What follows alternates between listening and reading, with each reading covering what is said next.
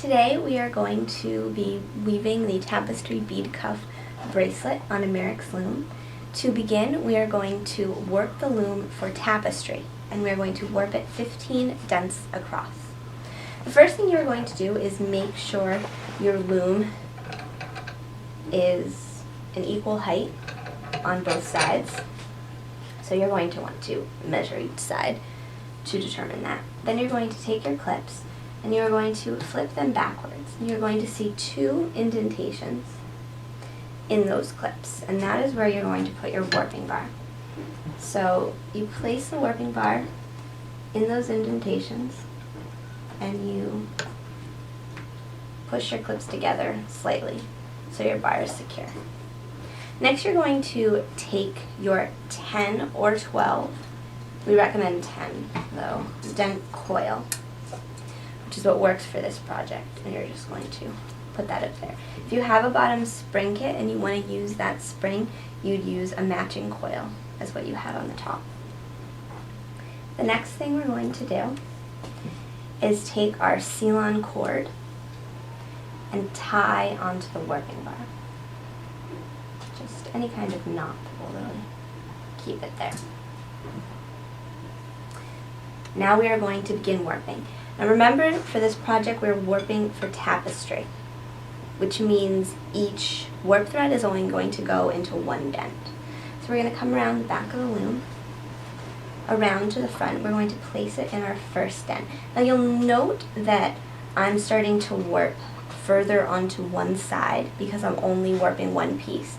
If I wanted to do a wider piece, then I might take up the entire loom, or if I want to do a smaller piece, I can do one on each side.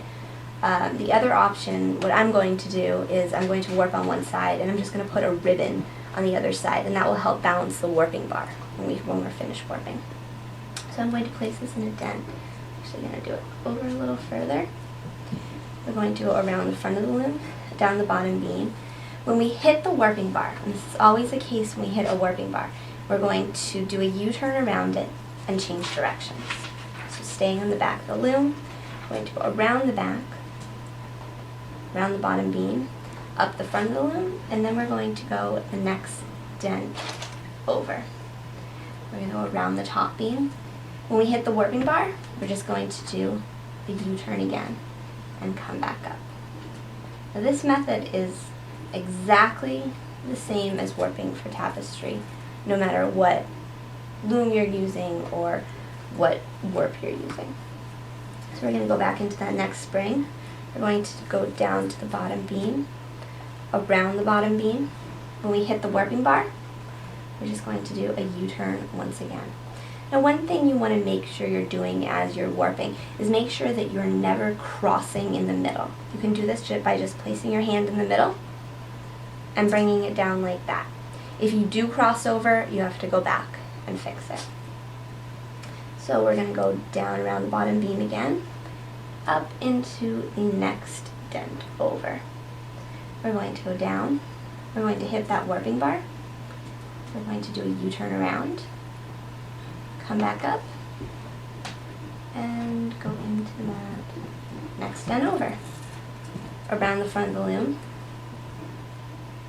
under that bottom beam, around the back of the loom, we're going to hit the warping bar, do a U-turn, and come back down again. We're going to go around the bottom beam, around the front of the loom, into that next dent over,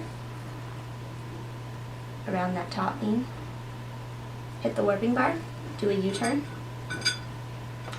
and then go into the next dent over. Now for this project we're going to go 15 dents over. So 1, 2, 3, 4, 5, 6, 7, I'm not quite there yet.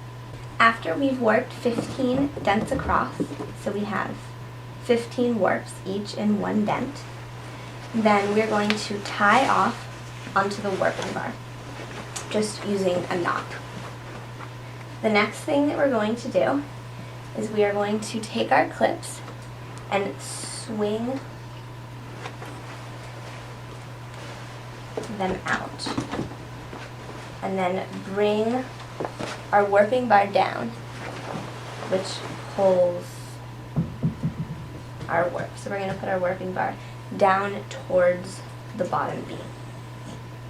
Now we are going to take a ribbon or a string. In this case, we're going to use Teslov cord, and we're just going to tie it to this warping bar around the bottom beam and around the top beam, just to balance it, because you can see right now this isn't balanced because I have one piece only on one side of the loom.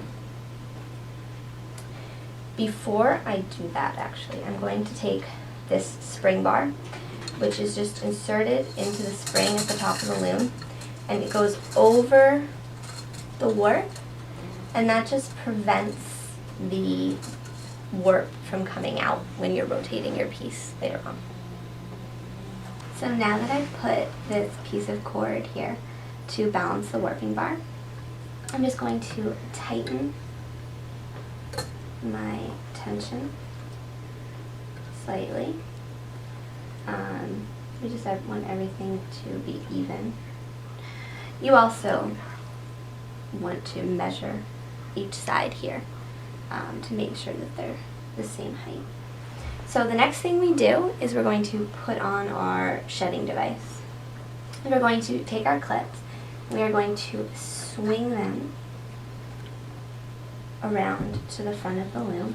We're going to make sure that these little brass circles here are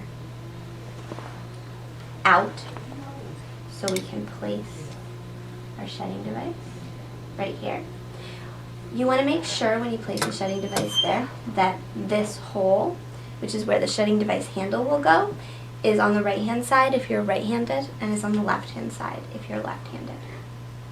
So then we're just going to take these brass circles and swing them over so the shedding device is secured. When you first get your loom, these are going to be really tight, and so you can take a Phillips head screwdriver and loosen them just enough that they'll stay if you move them, but you can move them back and forth easily. So next thing we're going to do is we're going to loosen this screw right here. We have an Allen wrench that comes with your loom that can help you do that if that's really tight. So you're going to take your bar and you're going to move it out. So now we are going to put our hetals on. This is a hetal. This is a Teslov hetal that you can buy on our website, but you can also make your own. So all we're going to do is place a hetal on every other warp. So here's our first warp. We're going to put our hetal in like that, and then we're going to loop it around the hetal at the warp thread, and we're going to just put it on that bar. Then I'm going to do the same thing with the next hetal. So we have a hetal on this one, we don't want a hetal on this one, and we'll put a hetal right here on that third one. And we do the same thing, loop that around. And we just continue doing this with every other warp until we've finished. So now that we've put all our hetals on, we just move this bar back into here and tighten this screw with our Allen wrench. Then we're going to rotate the shedding device, so all the hetals that we already put on are on the bottom. And we're just going to do the exact same thing with the rest of the warps. The important thing to remember here is just that you only want to put a hetal on the warps that don't already have hetals on them. So we can see here that this warp does have a hetal, so we're going to start with this one. So we do the same thing, place the hetal like that, loop it around the warp thread, and put it on that bar. Then we look, this one has a hetal, this one doesn't have a hetal. So we're going to keep doing the same thing until this side is done. When you finish putting your hetals on the rest of your warp threads, you're just going to do the same thing and slide this bar back in and then tighten this screw. And there you have it. Now we're going to place the handle on the shedding device. You just place it through this hole right here and then screw this back on. Now the way the shedding device works is you loop it around one bar to get one shed, and around the other bar to get another shed. So you want to make sure at this point that your sheds are correct, you put all the hetals on correctly, and you really want to organize them so everything is neat and there are no mistakes. And then you're just going to want to tighten your tension. With Tapestry, you want your tension as tight as you can stand it. So you want it pretty tight. But it's up to you how comfortable you feel with really tight tension. You just want it tight enough that your selvages, which are your edges, are going to stay straight while you're weaving. And that's that. You're ready to weave.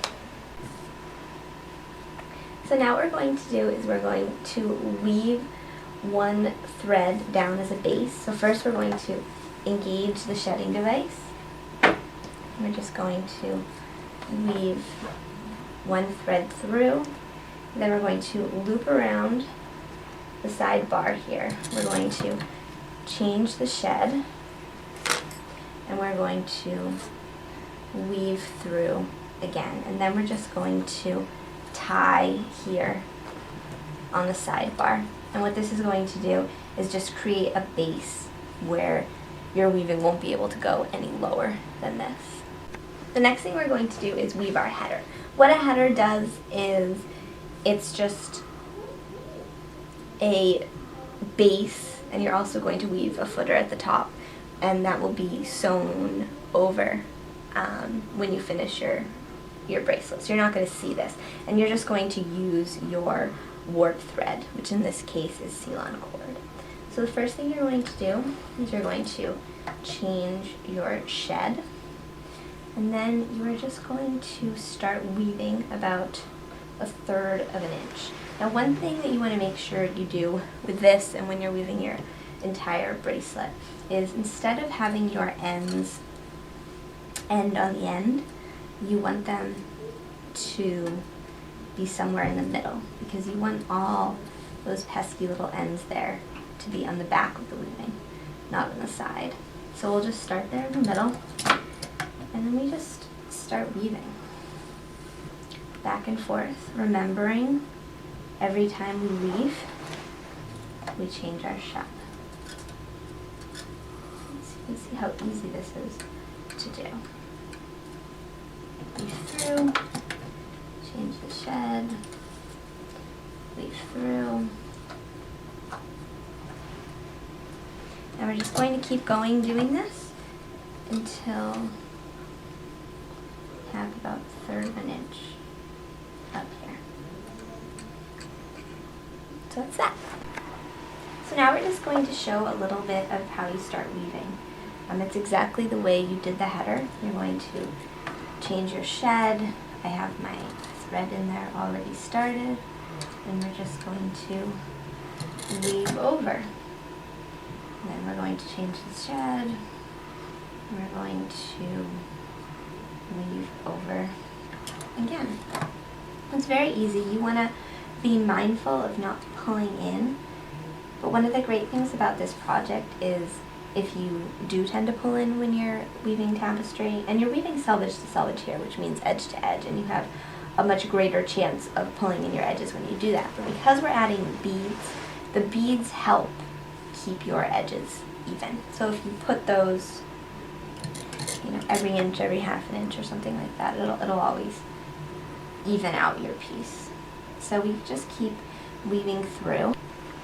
So now you might want to do something like adding a little bit of novelty yarn. This is railroad yarn in. And the way you do that is just by adding it to what you're already weaving. So if we're weaving through right here, then we'll just stick in our novelty yarn and begin weaving with 2 threads instead of 1. Just like that. And you get a really cool effect when you mix yarns. You can also mix 2 different color silks or whatever you happen to be using to weave, and you'll achieve a different effect depending on the thickness of that weft thread that you're using. So now what we're going to do is take a regular beading needle and some beading thread and go through the needle and then make a loop and tie it at the end. So you have a loop with a needle on the end of it. And you're going to bring your weft thread through this. Your weft thread should be a single thread, and it should be something like silk that's thin enough that your beads can fit on it. So now you have that looped through, and you're going to pick up 14 beads, one fewer beads than how many dents you have.